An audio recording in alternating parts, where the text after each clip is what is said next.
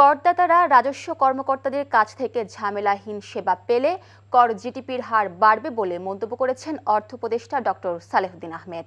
বৃহস্পতিবার রাজধানীর একটি হোটেলে এনবিআর আয়োজিত এক অনুষ্ঠানে তিনি কথা বলেন। এ সময় বক্তারা বলেন, ন্যাশনাল সিঙ্গেল উইন্ডো প্ল্যাটফর্ম দেশের ব্যবসা বাণিজ্য ও অর্থনীতিতে গতি আনবে।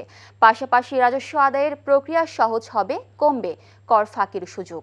এনবিআর চেয়ারম্যান জানান, সিঙ্গেল উইন্ডো একটি আধুনিক প্রযুক্তি নির্ভর নিরাপদ প্ল্যাটফর্ম। এনবিআর এর সকল কার্যক্রম অটোমেশন করার চেষ্টা চলছে বলেও জানান তিনি।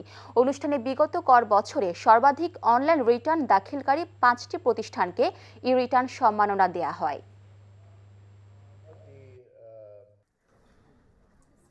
Give good service, people will pay you tax, people will pay you service fee.